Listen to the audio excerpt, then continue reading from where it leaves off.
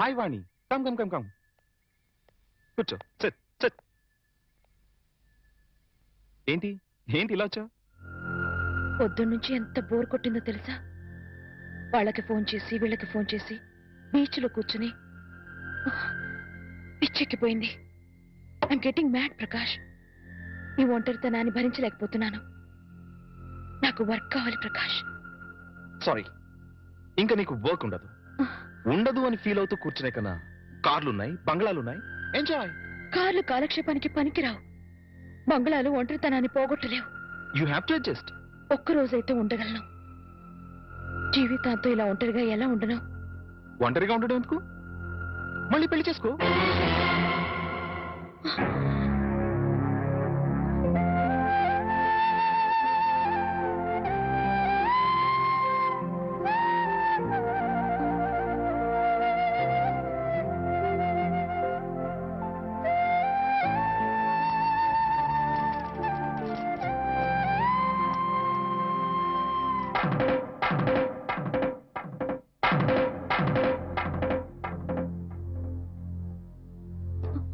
పొద్దునుంచి అత్తయ్య మామయ్య కనిపించడం లేదు, ఎక్కడికి వెళ్ళారు?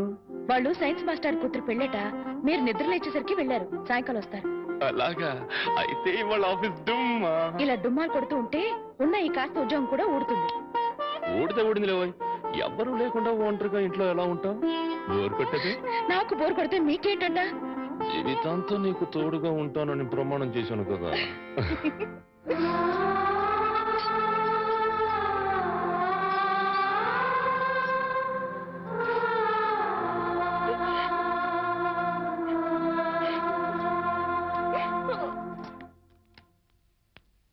గురుజీ, ఉత్తరం రాసి పెట్టండి. నేను నీకు రాసి పెట్టమంటారా? నువ్వే రాసిపోయాడో. నేను రాస్తే నేనే వెళ్ళి చదవాలి. అంత బ్యాడ్ గా ఉంటుంది మన రైటింగ్. రాయండి ప్లీజ్. చెప్పాడు, ప్రియమైన మామయ్యకు, ఇక్కడ మేమంతా క్షేమంగా ఉన్నాము, మీరంతా అక్కడ క్షేమం అని తలుస్తాను. రాశారా? కనపట్ల. ఇక్కడ మేమంతా ఆరోగ్యంగా ఉన్నాము, అక్కడ మీరంతా ఆరోగ్యంగా ఉన్నారని తలుస్తాను. ఇప్పుడే కదా చెప్పావు, మళ్ళీ అదే ముక్క చెప్తావుటి? నీదొక మాయగోళ. మీరు రాయండి. ఇకపోతే నాన్నకు గుండెపోటు వస్తే అపోలోలో జాయిన్ చేశాను. అంతా ఆరోగ్యంగానే ఉన్నారని చెప్పావు కదరా. తమ్ముడికి కాలు విరిగితే మెడ్విన్ లో జాయిన్ చేశాను. చెల్లెమ్మకు అమ్మోరు పోసింది. మీకు హై బీపీ కదా, ఎలా ఉంది? అత్తగారికి ఉబ్బసం తగ్గిందా? బావమరిదికి టీబీ తగ్గిందా? ఇది చెప్పడానికి ఉత్తరం కూడా ఎందుకురా? All out, start immediately and Telegram ఇస్తే సరిపోలా?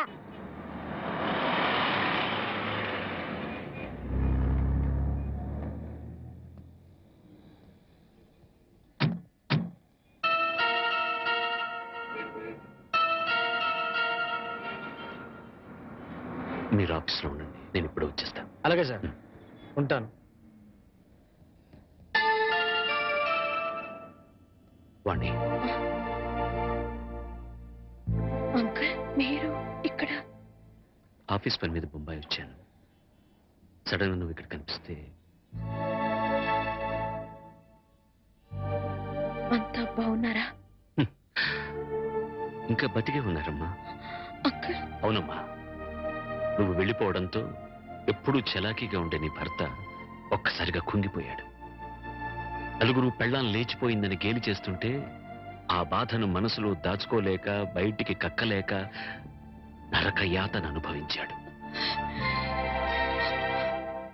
ఇక మీ నాన్న కన్న కూతుర్నే క్రమశిక్షణలో పెట్టుకోలేదు, వేలాది మంది విద్యార్థుల్ని క్రమశిక్షణలో పెట్టే అర్హత నాకు లేదని ఆ ఉద్యోగానికి రాజీనామా చేశాడమ్మా. మీ అమ్మ సరే సరే, అన్న కూతురు అత్తారింటికి వెళ్ళిందంటే ఏ తల్లైనా సంతోషిస్తుంది, కానీ అత్యాశలకు పోయి లేచిపోయిందంటే ఏ తల్లి మాత్రం సంతోషిస్తుంది చెప్పు? నిద్దట్లో కూడా నువ్వు గుర్తొచ్చి, నువ్వు చేసిన పని గుర్తొచ్చి తెల్లవార్లు ఏడ్చేదట. ఇక నీ బిడ్డ, వాడు ఆకలితో ఏడుస్తున్నాడు, అమ్మ కోసం ఏడుస్తున్నాడు, వాడు చెప్పలేడు, అవతల వాళ్ళకి అర్థం కాదు కదమ్మా. ఎందరు ఎంత అవహేళన చేసినా ఆ ఇంట్లో నవ్వుల్ని తన బోసి నవ్వులతో బతికించాడు. నేను తప్పు చేశాను అంకుల్. చెయ్యరాని తప్పు చేశాను. నన్ను క్షమించండి అంకుల్.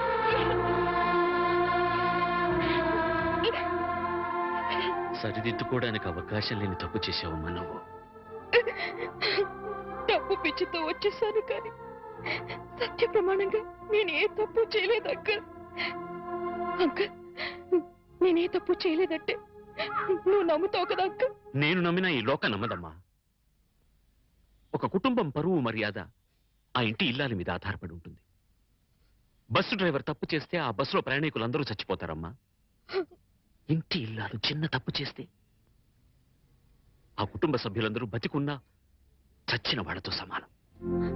నేనంత దూరం ఆలోచించలేదు అంకుల్. ఇప్పుడు అర్థమవుతోంది నేను చేసింది ఎంత తప్పు. అంకుల్, నేను సంజాయిషి చెప్పుకోవాల్సింది కేవలం ఆయనకి మాత్రమే. నన్ను క్షమించమని ఆయన పాదాలు పట్టుకుని వేడుకుంటాను అంకుల్. ఏం చేసినా నువ్వు పోగొట్టుకున్న స్థానాన్ని తిరిగి పొందలేవు వాణ్ణి. నీ నాన్న రామారావుకు మళ్ళీ పెళ్లి చేశాడు. ఆ అమ్మాయి కూడా నీకు తెలుసు, మీ తెలుగు మాస్టర్ శర్మ గారి అమ్మాయి సీత. అంకుల్, జీవితంలో ఏం సాధించినా ఎన్ని పదవులు పొందినా అన్నిటికన్నా పెద్ద పదవి, గొప్ప పదవి ఇల్లాలు కావడమే. ఇల్లాలినై ఉండి నా జీవితాన్ని చేతులారా నాశనం చేసుకున్నాను. నన్ను నేను నిలువునా తగలబెట్టుకున్నాను. అంకుల్, అంకుల్, నేను మీతో వచ్చేస్తాను అంకుల్. నేను నన్ను తీసుకెళ్లరు. వాళ్ళంతా ఇప్పుడిప్పుడే కోలుకుంటున్నారమ్మా. చేసింది ఏదో చేసేసావు. నువ్వు వింటానంటే ఒక చిన్న సలహా చెప్తాను. వాళ్ళకు మళ్ళీ కనపడి వాళ్ళ జీవితాల్లో కల్లోలం లేపక వాణ్ణి. ఈ మాట చెప్పడానికి నాకు చాలా బాధగా ఉన్నా చెప్పక తప్పదు కాబట్టి చెప్తున్నానమ్మా. తర్వాత నీ ఇష్టం. వెళ్తా.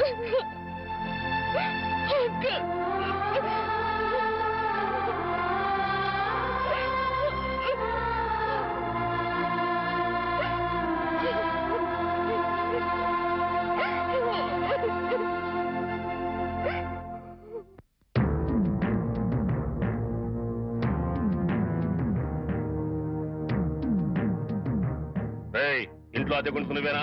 నేను అద్దెకుంటలేదు, నేను ఇంటి ఓనండి. నువ్వే ఓనర్ వరకు గ్యారంటీ ఏంటి? నీకు ప్రూఫ్ కావాలా? అవును. నాతో రా.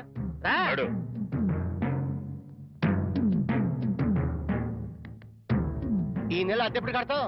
కడతాను రా. మా రౌడీ గారు వస్తే నీ ఒంటి కట్లు కడతాను రా. అద్దె అడిగితే సిలిండర్ వేసి ఇస్తావేంటి? అదేగా కడతా, తప్పకుండా కడతా. హెడ్ తాకట్టు పెట్టాను సరే కడతా. సరేనా? కడతా కదా.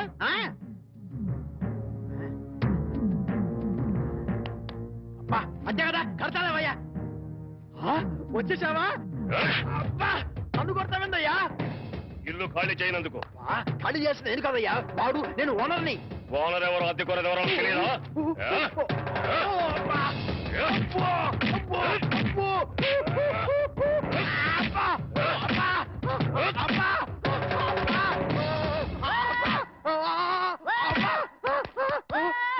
ఆడెళ్ళిపోయి చాలాసేపు అయింది.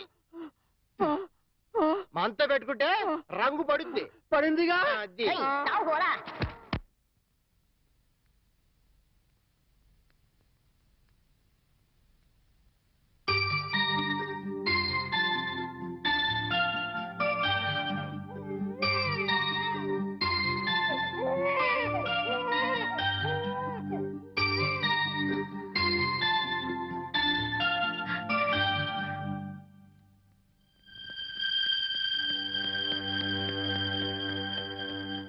తాతయ్య మీకోసం ఎవరు వచ్చారు?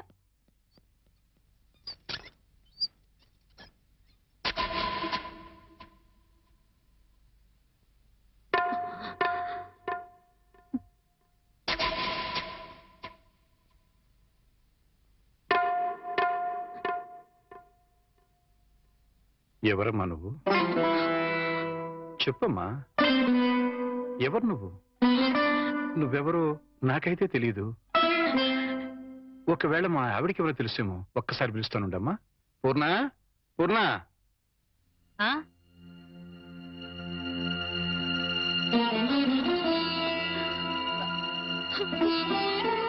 ఎవరమ్మా నువ్వు అంటే సమాధానం చెప్పడం లేదు. ఈవిడి గారు ఎవరు నీకెవరో తెలుసా? నాకు తెలియదండి. ఎప్పుడూ చూసిన గుర్తు కూడా లేదు. అమ్మా, నన్నలా పిలవకమ్మా. నన్నలా పిలిచే హక్కు నా కూతురు సీతకొక్కదానికే ఉంది. నీకేం కావాలి? ఏమిటే చూడబోతే ఆవిడ చాలా ధనవంతురాల్లో ఉంది. ఏదో కావాలని నీ పెంకుటింటి ముందు నిలబడి అడగాల్సిన కర్మ ఆవిడకేం పట్టిందే? చూడు, ఆవిడ కట్టుకున్న చీర చూడు. నీ జీవితంలో ఎప్పుడైనా అంత ఖరీదైన చీర కట్టుకున్నావా? ఏదో సంసార పక్షంగా సగటిల్లాలుగా బతికేస్తున్న నీ ఇంటికి అంత గొప్ప ఆవిడ ఎందుకు వస్తుంది? ఎవరిదైనా అడ్రస్ కనుక్కోవడానికి వచ్చి ఉంటుంది. అంతే కదమ్మా? మాట్లాడమ్మా, మాట్లాడితే కదా నువ్వెవరో తెలిసేది. మాట్లాడకుండా ఉంటే ఎలా తెలుస్తుందమ్మా? ఒకవేళ మీ దగ్గర చదువుకున్న అమ్మాయేమో, గుర్తు తెచ్చుకోండి. కాదే, నా దగ్గర చదువుకున్న వాళ్ళకి చదువుతో పాటు సంస్కారం, క్రమశిక్షణ కూడా ఉంటాయి. ఈవిడి గారిని చూస్తుంటే ఆ రెండూ ఉన్నట్టుగా లేవు. అందుకని ఈవిడ నా శిష్యులు కూడా కాదు. చూడమ్మా, మా అమ్మాయి గుడికెళ్ళే టైం అయింది. నిన్ను చూస్తే మా అల్లుడికి నీకు సంబంధం ఉందని అనుమానపడే అవకాశం ఉంది. దయచేసి ఇక్కడి నుంచి తొందరగా వెళ్ళిపోమ్మా.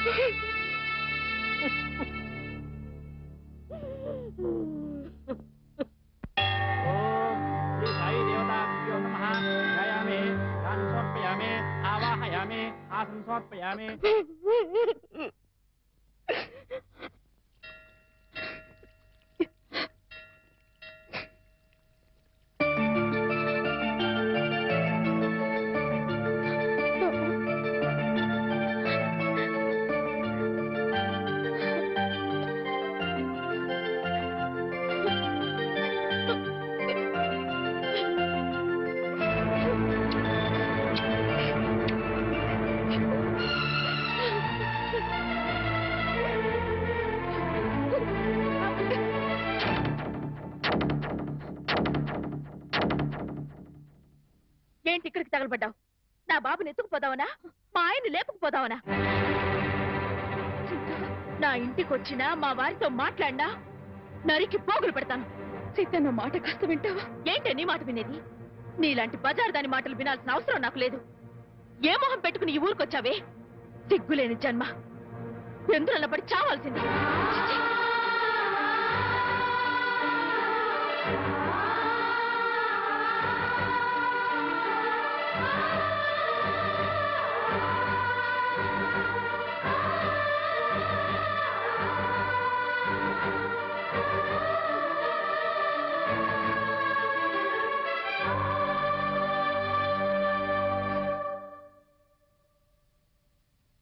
వాణి, వాణి,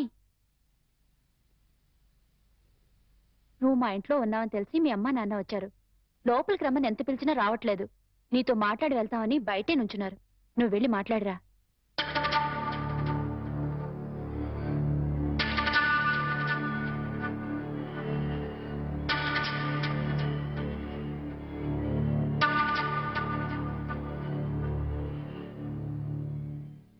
ఇంటి దగ్గర నువ్వెవరో తెలియనట్టు మాట్లాడి ఇక్కడికి ఎందుకు వచ్చారా అని ఆశ్చర్యపోతున్నావమ్మా? అక్కడ నువ్వు ఎక్కువసేపు ఉంటే అల్లుడు నిన్ను చూస్తాడని పంపించేశావు. అమ్మా, ఈ ముసలి తల్లిదండ్రుల మీద, భర్త మీద నీ కక్ష తీరలేదా? పరువు, మర్యాద, గౌరవం, మనశ్శాంతి అన్నీ పోగొట్టావు. ఇంకా ఏం పోగొడదామని ఇక్కడికి వచ్చావమ్మా? నువ్వు పోగొట్టాలన్నా మా దగ్గర ఇంకేం లేదు. ఆ నాన్నని వాడు ఒకడున్నాడు. వాడు నీకు జన్మనిచ్చాడు, పెంచి పెద్ద చేశాడు అనే విశ్వాసం నీలో ఏమాత్రం ఉన్నా సాయంకాలానికల్లా ఈ ఊరు వదిలిపెట్టి వెళ్ళిపో. లేదు, నేను వెళ్ళనంటావా? చెప్పు. మేమే ఈ ఊరుదులు పెట్టి వెళ్ళిపోతాం. అమ్మా, నీకు 2 చేతులు ఎత్తి దండం పెడతాను. నా కూతురి జీవితంలో నిప్పులు పోయొద్దు, నా అల్లుడి బ్రతుకు నరకం చేయొద్దు. వెళ్ళిపోమ్మా, ఈ ఊరుదులు పెట్టి వెళ్ళిపోమ్మా. వెళ్ళిపో తల్లి.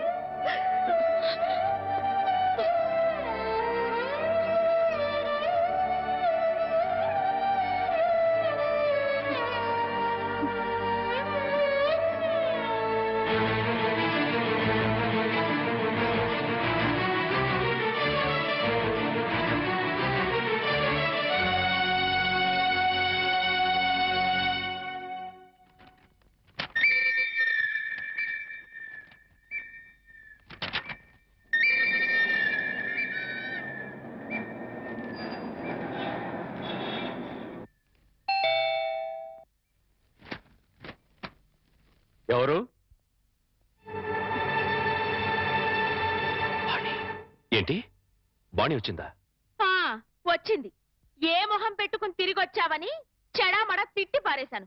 అంతేకాదు, ఏం మహాతల్లి మా ఆయన లేపుకుపోదామని వచ్చావా అని అడగాల్సిన 4 మాటలు అడిగి దులిపి పారేశాను.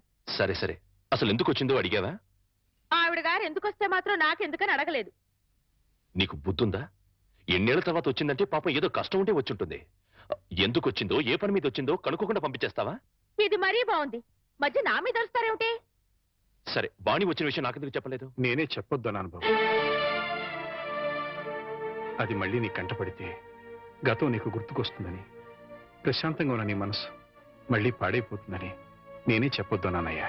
మామయ్య, పోనీ వాణి ఎక్కడుందో తెలుసా? మా ఇంట్లో ఉంది. ఇంతకు మునిపే మా ఇంటికి వచ్చింది. ఎప్పుడు కళకళలాడుతుండే ఆ మొహంలో కళకాంతులు లేవు. మనసులో పశ్చాత్తాపం, మాటలో పశ్చాత్తాపం, ముఖంలో పశ్చాత్తాపం. తను చేసిన తప్పును తలుచుకుని కుళ్ళి కుళ్ళి ఏడుస్తోంది. నీతో ఒక్క మాట చెప్పిన మంది నన్ను పంపించిందయ్యా. ఇంకో అరగంటలో ట్రైన్కి వెళ్ళిపోతున్నాను అంకుల్. శాశ్వతంగా వెళ్ళిపోతున్నాను. ఇంకెప్పుడు ఎవరికి కనిపించను. ఒక్కసారి ఆయనతో మాట్లాడాలి, తీసుకురావు అని ఆ బిడ్డ దీనంగా అడుగుతుంటే కడుపు తరుక్కుపోయిందయ్యా. చేతకాక చిన్న పిల్లలు ఏడ్చేశాను. రామారావు, వాణ్ణి తను పోగొట్టుకున్న స్థానాన్ని సంపాదించుకోవాలని అనుకోవటం లేదు. తనకు ఆశ కూడా లేదు. కేవలం నిన్ను కలుసుకోవాలని, మాట్లాడాలని తపన. మళ్ళీ జీవితంలో అవకాశం వస్తుందో రాదోనన్న ఆరాటం. అమ్మను కానీ, నాన్నను కానీ, కనీసం తన కన్న బిడ్డను కానీ చూడాలనుకోవటం లేదు. కేవలం నిన్ను చూడాలనుకుంటుంది, నీతో మాట్లాడాలనుకుంటుందయ్యా. ఆలోచించుకునే వ్యవధి లేదు రామారావు. అమ్మాయి వెళ్ళిపోవడానికి టైం అయిపోతుంది. నువ్వు తనను క్షమించినా క్షమించకపోయినా పర్వాలేదయ్యా. ఆ అమ్మాయి క్షమించమని నిన్ను ఒక్కసారి అడగడానికి అవకాశం ఇవ్వు రామారావు. Please please. సీత, నీ వాణితో మాట్లాడుస్తాను. ఆగండి, ఒక్క నిమిషం.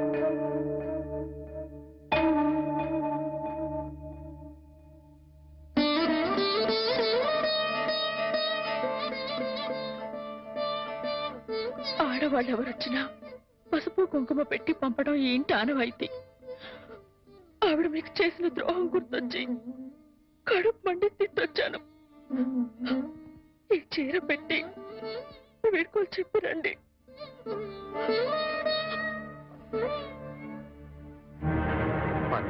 వాణి ఎక్కడ? ఆ గదిలో ఉంది. వెళ్ళిపో.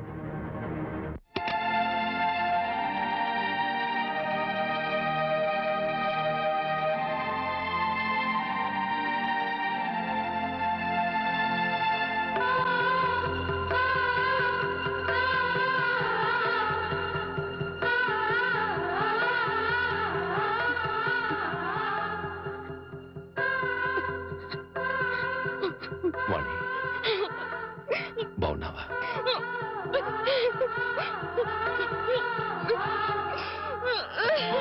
వాణి, వాణి, ఏమిటిది? ఇలా కూర్చో.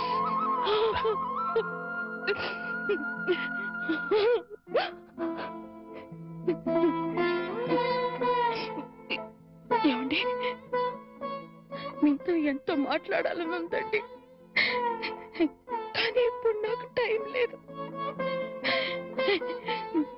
నేను చెడిపోలేదండి.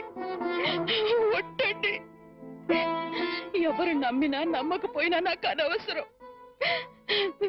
మీరు ఒక్కరు నమ్మితే నాకు అదే చాలండి. నమ్ముతున్నారు కదా? నమ్మకపోతే నిన్ను చూడటానికి వచ్చేవాడిని కాదు. చాలండి. ఇప్పుడు నాకెంతో తృప్తిగా ఉంది. ఏమండి, ఎవరూ లేని ఒంటరి దాన్ని అయిపోయానండి. వెళ్ళే ముందు ఒక్కసారి మీ ఒళ్ళో పడుకుని నాకు మీరున్నారనే తృప్తితో వెళ్ళిపోతానండి. ఒప్పుకుంటారు కదా?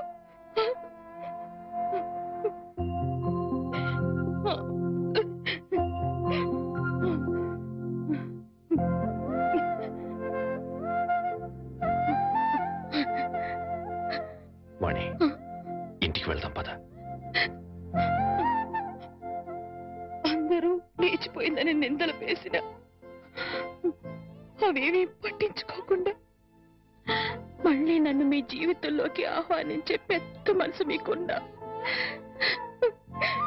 వచ్చే అర్హత నాకు లేదండి. కార్లు, బంగ్లాలు, నగలు, కోట్లు కావాలన్న పిచ్చిలో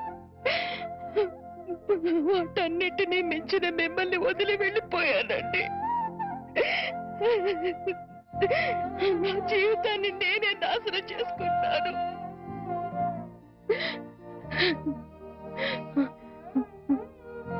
మళ్ళీ ఇంకో జన్మంటూ ఉంటే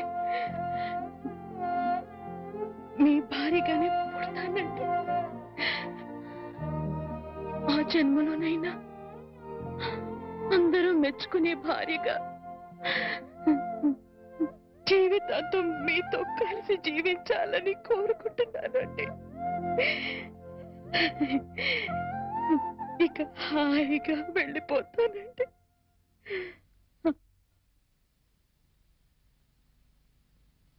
పిచ్చిదానా, ఎక్కడికి వెళ్ళిపోతావు?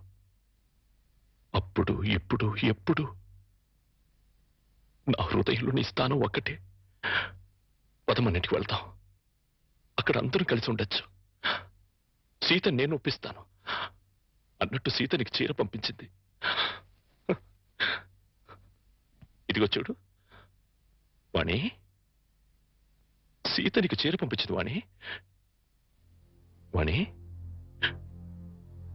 వాణి వాణి